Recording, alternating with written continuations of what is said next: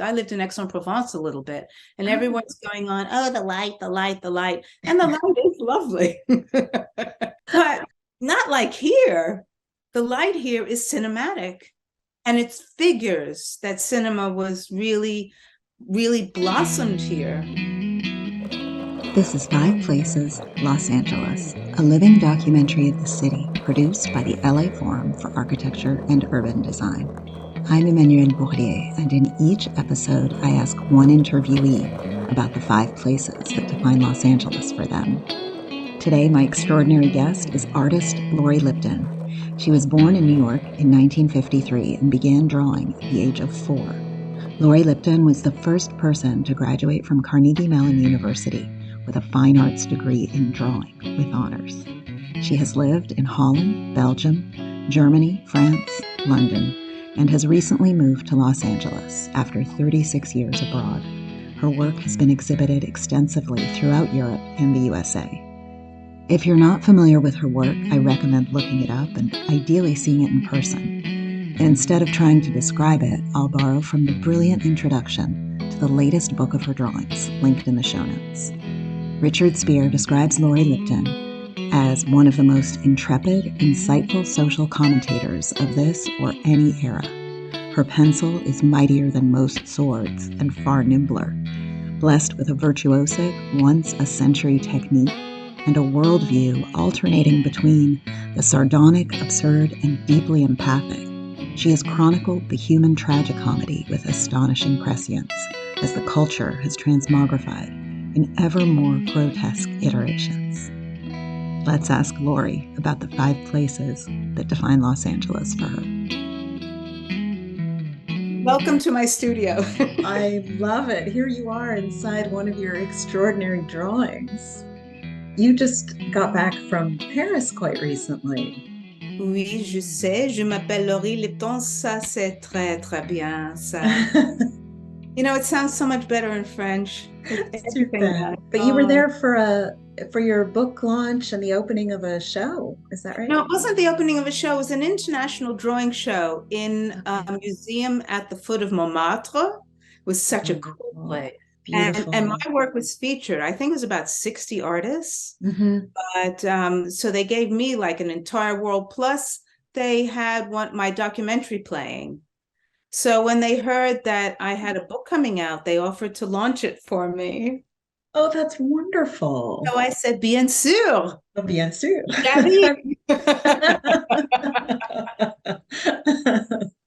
Shall we dive in? Yes, let's dive. Okay, great. Well, thank you so much for taking the time to share your experience of LA. My very first question is, how long have you lived in LA? Well, I lived in Europe for 36 years, and I vowed I'd never, ever move back to the United States. I handed in my term paper at Carnegie-Mellon University, and I left with my boyfriend to go work in an experimental theater company in Europe. And I thought, well, goodbye. Yeah. And then my work started coming to LA. And I started getting more and more shows in LA. Then I was invited to be an artist in residence at Cal State Fullerton. They said, stay a month, stay 2 months. So I stayed a month and was like, oh my God, the weather is unbelievable. I've been in London for 26 years, by the way. And I thought, oh my God, I don't even need a visa. I could just move here. And so I moved here in 2011. Okay. So that makes how many years? 11. Yeah, that's my lucky number. Oh, I love that. So yeah. 11 years in LA then. Yeah. But coming off of 26 years in London. In London, and then another 10 years here and there in Europe. I just was following where my work was going. I had no plan whatsoever. I couldn't live off my artwork in my 20s and 30s. And I was in Bruges, I was in Hamburg. So I was waitressing, I was doing illustration work for a publishing house. I vowed I'd never live in London, but my work started getting collected. So I thought, well, fuck it, I'll live there, Yeah. I just went. It Well, was lovely. 26 years is a pretty long fuck it. I mean, did you enjoy London while you were there? Actually, I feel like I know I don't sound like it, but I feel like a Londoner. I have a UK passport. I pledge allegiance to the Queen. I'm not too sure about the King, but I pledge allegiance to the Queen, and I even cried when she died. That's how English I am. And well, British, but yeah, I loved London. I mean, they're insane, totally insane there. But then when I Yeah. came to LA, they were even more insane. Plus, they didn't have such a nice accent, but still. Yeah, I understand. My mother's British, actually. Oh, So where's she from? she was born in London, and she was born in 1941, so in the middle of the war. Wow. So she has all kinds of memories of being bombed and hiding under the Yeah, pool table and that kind of thing. yeah. So I always feel a strong affinity for the British. I have a large British family. Oh, lovely. I mean, anytime a British friend of mine comes over to visit, it's so wonderful because they're so sarcastic. Their humor is so fabulous. And I don't know if I'm allowed to say this on this, but I get to say fuck a lot because every other word is fuck. And it's not Yes. really a big deal. They, just say, how the fuck are you? And I say, oh, fine, fucking fine. How the fuck are you? And when I came to LA during my residency, I lectured graduate art students in Cal State. And I said the word fuck, and I saw the entire auditorium jump. And I went, wow, art Oh, students who don't curse. So, of course, right. every other word I said was fuck after that. But it was very Yeah. funny how conservative Americans are. But it was such a culture shock. It's so funny. I still think of Americans as them because Interesting. 36 years is a long time. Oh, I'm so fascinated to hear that. This is a sidebar, but I grew up with a French dad and a British mom in Toronto, and I've never felt like I belonged anywhere. And I don't mean that in a like, oh, No, poor I me sort of understand. way. Yes, it sounds like you do understand, very much so. So I think it gives us a really interesting view. So I'll be very curious to hear how both having lived abroad so much and also how your art colors the way you view the city. I Well, think it's that's interesting because my art developed with me when I was like 3 or 4. I mean, I just always had it. yeah. So nothing really, it's funny to say colored my art when I work in black and white. Nothing really colors my art. But I was able, living abroad, the news, when you see the United States on the news abroad, it's much different than here.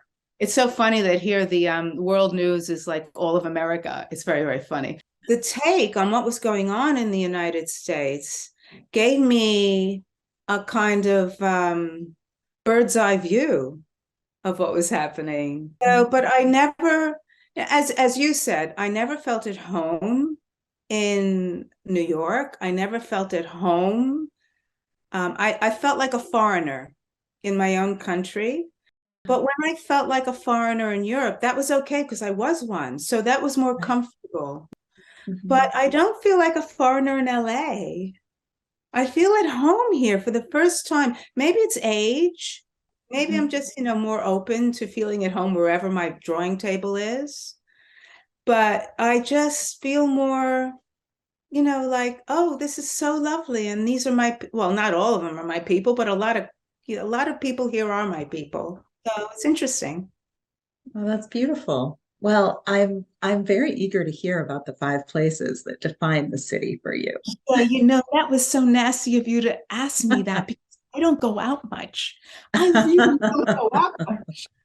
I was watching a couple of episodes of your podcast, and some Oh, people are thank coming you. up with really inventive things, and I was going, oh my God, I can't invent anything. I haven't gone out much, so I have to give you very mundane, boring answers because what really shook me and really makes me think, oh wow, LA is very usual boring things, so But please don't be impressed. no, that's actually the premise of the show, is that it's what defines the city for you. If Mhm. that's your living room and your kitchen are two of the places, so be it, you know? No, I didn't think that low. I didn't think that low. No. But when I do go out, the first thing that really struck me see, I don't drive, which is another funny thing. Well, Because that's extraordinary in Los well, you Angeles. didn't need well, first of all, as a poor artist in Europe, why would I drive? Cars Yeah. are expensive. Gas, you think gas was expensive here. It's great. It's like 9 times as expensive. And there's public Yeah. transport everywhere. So there's absolutely no reason for me to drive. I think I took my driver's test in junior high to get my ID, my license, because when I was 16, I looked like I was 12 and no one would let me into movies. I went on a date. The Graduate, it wouldn't let me in because I had no idea. It was the most embarrassing point in my teenage years, and I had a lot of those. So I took my driver's test to get an ID, and that was the last time I drove because I didn't like it. So I lived in Europe. I didn't need a car. I moved here, and all my friends who live here said, "Oh, just text us and we'll pick you up." Well, they stopped answering my texts after a while, and I started losing a lot of friends. And I thought, oh, I'll just take a bus. But buses don't come. Thank God Uber and Lyft started up about a year after I moved here. I was very lucky. So anyway, well, that was a side thing. All right. So when a friend took me to the Getty and we're going up this thing, and then we get in this little trolley car and go up the hill. And that's a museum. See, in Europe, we have very dark, big sort of palaces, and it's all inside because the weather is so shitty. Oh my God. And it's just all inside, and it's all like centuries old. And we went to the Getty and it was all out and it was beautiful. And you're on this hill, and then you could have lunch overlooking the hill, and it was like heaven. And you can go into all these little buildings, and there's like things there, and then you go out and there's things there. Then you can have a cup of coffee overlooking, you could see downtown, you can overlook down. Oh, it was so lovely. And I thought, oh, this is Yeah. so LA. That was the most wonderful moment when I was first taken to the Getty. It is beautiful. Yeah. It's an extraordinary experience. So that was my first. And the second, of course, is LACMA, because that, again, it's not as dramatic as the Getty, but you go out and then you can have lunch outside, and then you just walk around to the building because it's all outside. And also, they bought one of my drawings. So obviously they have very good taste there. Indeed. Yes. And I got a free, what is those, like a membership card thingy where I can go. So that's, LACMA and the Getty are so LA for me. And if anyone's visiting, I always take them there, or they take me if they drive. Yeah. And do you have favorite works? No, you see, Europe still does it for me there. Oh, okay. See, Yeah.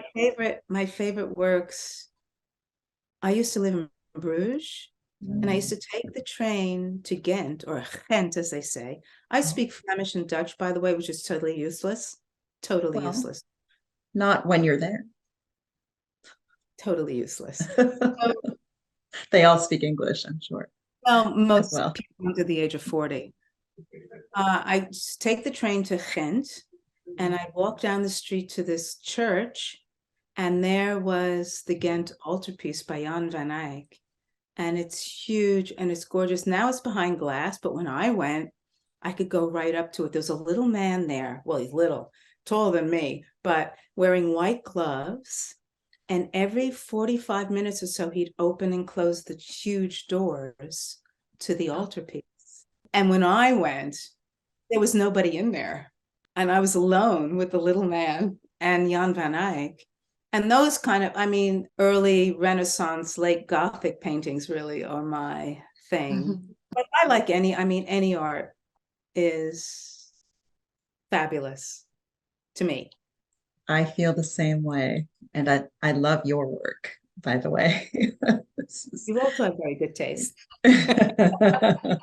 It's like nothing I've ever experienced before. To me, it has the detail and the luminosity of like the old Dutch masters, but then this incredible poignancy and surrealism and kind of layered meaning. I mean, there's a lot of, and I'm sure I'm missing a lot, but even some of the details, I just think, oh, that's clever. Thank you. I mean, it looks so much different in real life too, because you see it on the screen, but in the flesh, you can actually see all the gazillion lines. I invented my own way of drawing.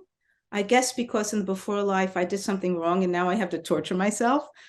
I wanted to learn how to paint like Jan van Eyck. And what he did was painted in egg tempera. He painted on a board, and you take an egg, and boy, I spent so much money on sable brushes when I was a poor student. And you take an egg and you separate the egg white, and then you mix it with zinc white, and then you take a tiny sable brush and you build up the form with cross-hatching white lines, and then you glaze the color over. And that's how he got the amazing detail he got. I mean, this is before oil paints when they can go like that. Yeah. So I mean, you could see if you look in the distance of the Ghent altarpiece, in the distance, the cities, you could see every window pane. That's what got, and you could see every blade of grass. God, that's why I wanted to do that to myself. So anyway, I tried to teach myself how to do that. And I went to university in the 70s, and it was all conceptual art. So the teachers were saying, stop that. Don't be ridiculous. It's paint for paint's sake. It's drawing for drawing's sake. Just make a mark. So I cut my classes, and I spent my time in the library trying to figure out how to do egg tempera paintings. And then I had a junior year abroad, and I only had pencil and paper, and I had no money. So I started drawing like that. I started drawing the way I was trying to paint an egg tempera. And that's how I draw now. It's nuts.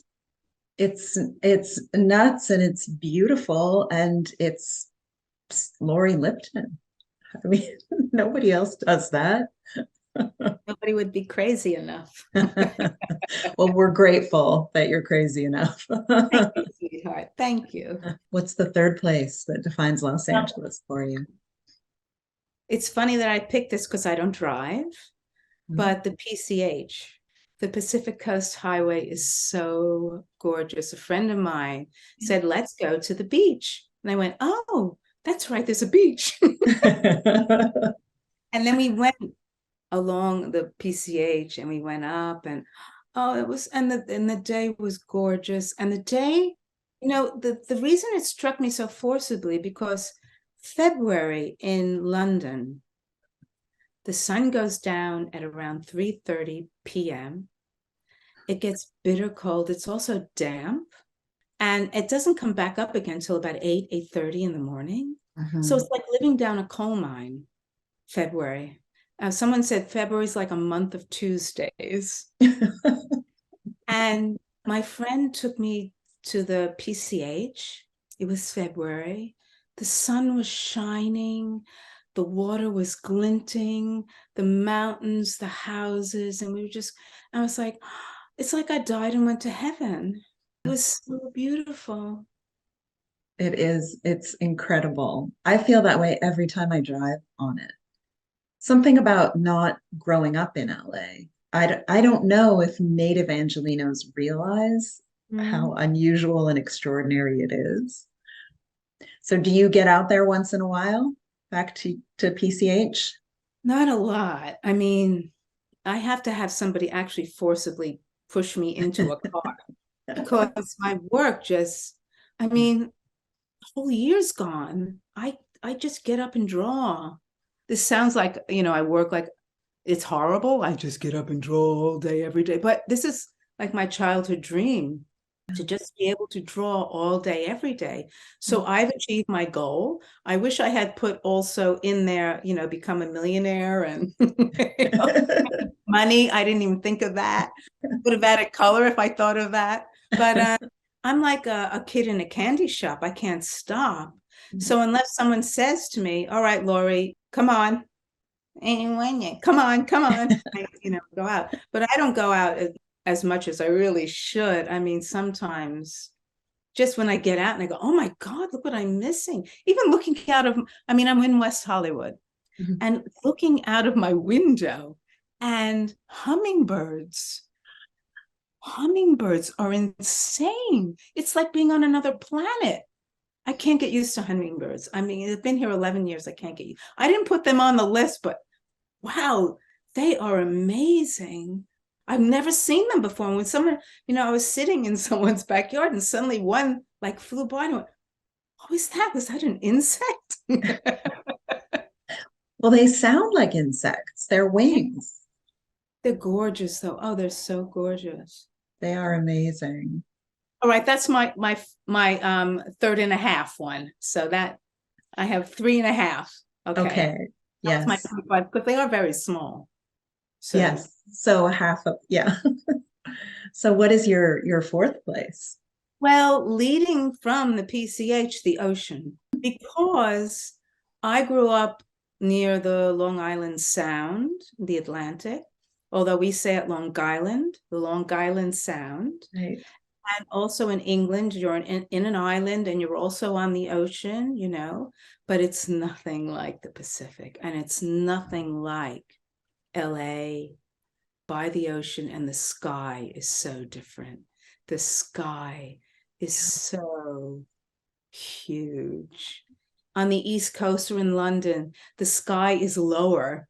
The sky is shorter. The sky is almost touching your head. It's like down there. Here, the ocean is so open. It's so open and vast. And also, the moon is back to front here. The moon is the other way around in London. The face is different. The face looks like the honeymooner's face from the TV show. Here, it doesn't look like that in London. And also, the constellations are sideways. And it's so interesting, but the sky is so big here, especially over the ocean. And just being by the ocean, with the pandemic, my friend schlepped me out to the ocean a couple of times and we just sat and the ozone and just being there. And it's so different than the oceans I've always known. It's not aptly named, I find. It's not very Pacific at all. No, it's kind of raging with energy and ferocity. Yeah, there should be a better name for it, like Thor. Yeah. Yeah, what would be a Latin name for raging? I don't know. I have to look it up. But yeah, no, it's not a Pacific. No, it's not. And the other thing that's extraordinary here is the light quality, which I always associate with the immensity of the sky and the ocean. I know. That kind of golden light. That's almost a cliche, but it's so true. Also, it lends for movie and dramatics too. It's so dramatic. There's so much drama in the sky here. It's so funny because the south of France, where Cézanne lived. I lived in Aix-en-Provence a little bit, and everyone's going on, oh, the light, the light, the light, and the light is lovely, but not like here. The light here is cinematic, and it's figures that cinema was really, really blossomed here. Yeah, it makes perfect sense. Totally. Just like it makes perfect sense that religions began in the Negev, in the desert, because that's so, you can feel God there in the desert. Here you can feel the stars and cinema and drama. Yeah. I'd love to hear about your fifth place. Okay. Now, in London, we had a very fancy schmancy shop called Sainsbury's where you could buy food, and all the food was half dead. I mean, the fruit and the veg, they'd said the sell-by date was like yesterday. Everything had to be shipped in. It's an island. And the only thing they actually had were apples. I mean, they had a lot of those. But so when I came to LA, and I walked into Trader Joe's, I was like, oh my God, Like the lettuce actually is crisp. Look, and the fruit, it all was, and oh man, the citrus, it wasn't all mushy. And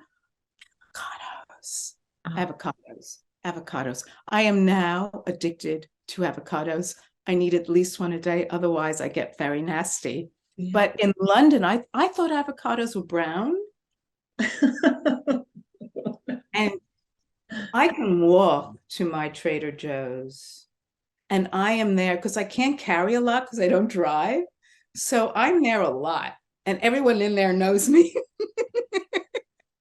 What I do is I take a basket, because if I can't get the basket to the cashier, then I know I can't get it home, because it's a 20-minute walk. I once made the mistake of doing a cart and a trolley, whatever. I can't get, sometimes my American words in English, this is after 11 years. What's it called? The trolleys?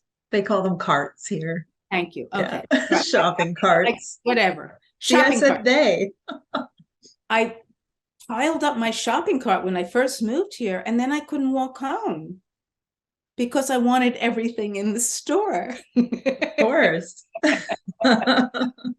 Everything's so fresh, and I now take things for granted, that we have so much fresh fruit and veg here. When I went to Paris, half the shelves were empty. Of course, it was because of the Ukraine war and, the stuff, but also it's the winter and there's not a lot of fruit and veg that's fresh there, not as much as here. It's wonderful. So my entire diet changed.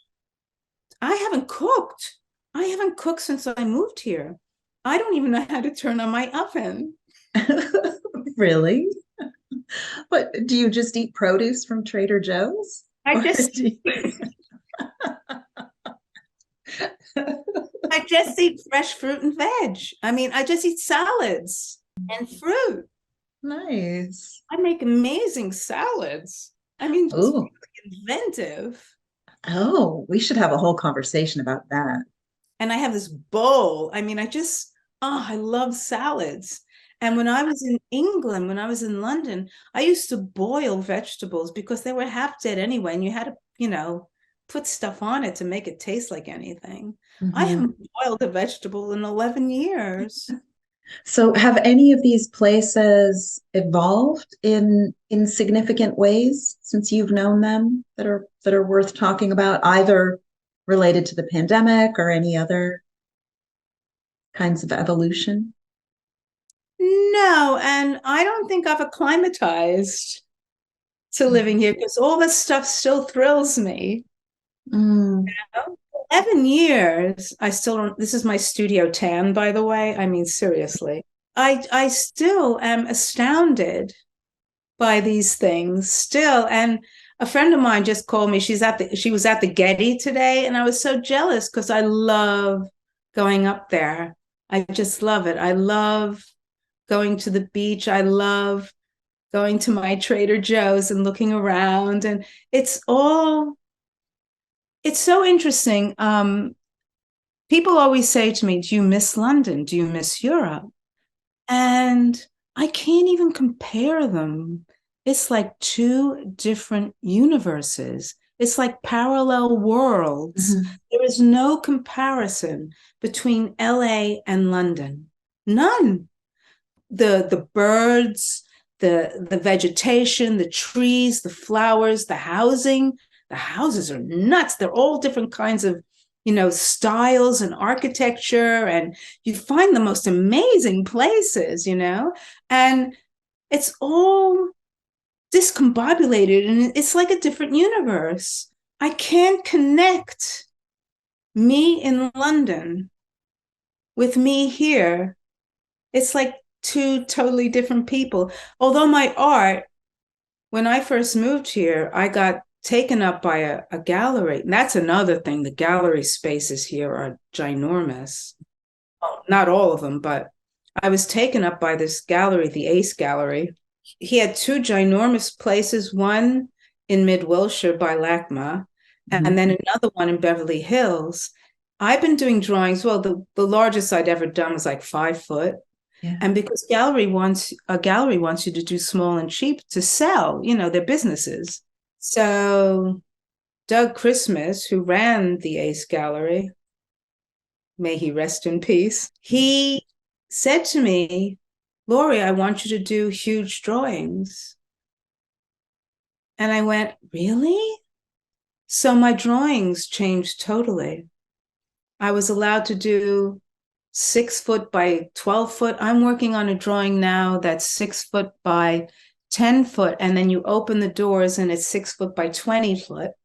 Very challenging because I'm still doing tiny little marks. I'm not going like this. I'm still doing that. So that's why I haven't been out in a very long while. What do you mean by you open the doors? Oh, it's a triptych. Okay. Doors, it's 2 panels, and then they open. Yeah. And the doors, when they're closed, it's 6 foot 10 by 10 foot. And then you open the doors and you're surrounded by my drawing, the drawing. I haven't gotten in the inside yet, but wait. And that's 20 foot long by 6 foot high. And it's all tiny little marks. How long will it have taken you to do the whole thing, do you think? I don't want to think about it. When you're done. Be very depressed. And I think, where's the ocean? I need the ocean. Help, help, help. How big is the drawing behind you right now? Well, this one is in Paris. This one's having a fabulous life in Paris. And this is 6 foot by, I think it's 5.5. I think it's 6 foot by 8 foot. Yeah, 6 foot by 8 foot. And it's called Happy. And it's a gazillion people looking at their little phones. Well, they're not people, they're skeletons. Skeletons, yeah. But yeah. Looking at their phones. We're just going to pause on that for a minute. Yeah. Let that sink in. Moving to LA did change my art. When Doug started talking about the size of the drawings that I could do, it was like a wet dream. It was like, it was like, oh man, really? It was fabulous, fabulous. Fantastic. Mm. I do wonder, because you have maintained this sense of wonder about LA over 11 years. So it still amazes and delights you. When you were in London or in Europe for a long period of time, did you retain your sense of wonder about Europe? That's a very good question. I was living in a very bleak part of London. I was living in the East End before it got trendy. And there were gangs there. We were talking about, the bombings. The whole neighborhood had been bombed, so it was all new built, glass and concrete housing. The reason I was living there is I had a fabulous place. I always was very lucky with my houses. I had a converted church, and my living room was like that. There was 1, 2, 4 flats in the church, and it was really cool place, but the neighborhood, wow. I mean, I wouldn't go out at night at all. And and it was depressing. It was council estates. So I used to walk around like this with my shoulders up in my ears because it was so cold and wet and damp and depressing. I was like this, and you never looked at anybody. You just were like this. And then when I moved to West Hollywood, my shoulders started to descend. And then somebody said, good morning to me. And I jumped out of my skin. I thought, I'm very defensive of and then, so now I'm just noticing I say good morning to people, even if they don't want me to. I just everyone has a dog in West Hollywood. I mean, everyone walks their dog. So they're all walking their dogs and saying good morning to each other. And I don't have a dog, but they say good morning to me anyway. And it's just so nice to be. I mean, I've always lived in inner cities. I'm an inner city kind of girl. I grew up in the Bronx. I lived in really, inner city London. I lived in, Amsterdam really doesn't have an inner city, but, and Bruges inner city was a little, but I like the city, and here it's like I'm in the suburbs. It's crazy. Oh God. But, so no, I can look around now, is what I'm trying to say. I can look around and be in wonder because my shoulders aren't obscuring my view. Right. That's a very interesting answer, and I understand. Now, if there were one person whom you could ask about the 5 places that define LA for them, who would you choose to ask? Well, I would choose, I don't know if you know her, Shayna Nees Dambrot. I don't know if that's the way you pronounce her last name. She's an art critic and writer because I think she's a native and she lives downtown. So she'll give you a totally different perspective. And she goes out. That sounds wonderful. We'll stay in touch on that. Yes. And I would love to have a much longer discussion with you about salads at some point. Yeah, man. But I mean, I don't have any like recipes. I just chop. I'm very good at chopping. And you just have a big selection in the fridge. Yeah. And then you just take what inspires you, you know? The way you're eating sounds like a recipe for longevity. Good, because I want to draw till I'm 111. I like that number. It's a very good number. That's a lot of amazing drawings. Oh, yeah. Big. I want really, really big. I mean, it's a Napoleon complex. Sure, people want to do big things. And maybe sometime I can drive you to the Getty or the beach. Oh, yes, please. Let's. I'd love that. It's a date, definitely. I really look forward to it. Well, this has been absolutely wonderful. Thank you. Lovely. And thank you for making me think about, these things. So, it was interesting. To learn more about Laurie's work and the people and places mentioned in our conversation, please check out the show notes. I highly recommend watching Love Bite, the award-winning documentary film by James Scott, also linked in the notes. In addition to thanking my brilliant co-producers, Quinn Nguyen and Annalie Garakani, I want to give special thanks to Monica Lamela, our fellow LA Forum board member, who applied her exceptional video editing skills to fix a distracting issue we referred to as the mascara catastrophe. I was so focused on Laurie that it took me some time to realize I had a large distracting mascara smudge under one eye. Monica's skilled editing minimized it dramatically. Thank you, Monica. To hear more stories of the places that define Los Angeles, please subscribe. And if you're enjoying the show and want to support us, you can make a real impact by giving us a rating or a review, or sharing it with friends. 5 Places is produced by Annalie Garakani, Quinn Nguyen, and me, Emmanuel Bourlier, for the LA Forum for Architecture and Urban Design. We recorded on Chumash, Tongva, and Micanacan land. Thank you for listening.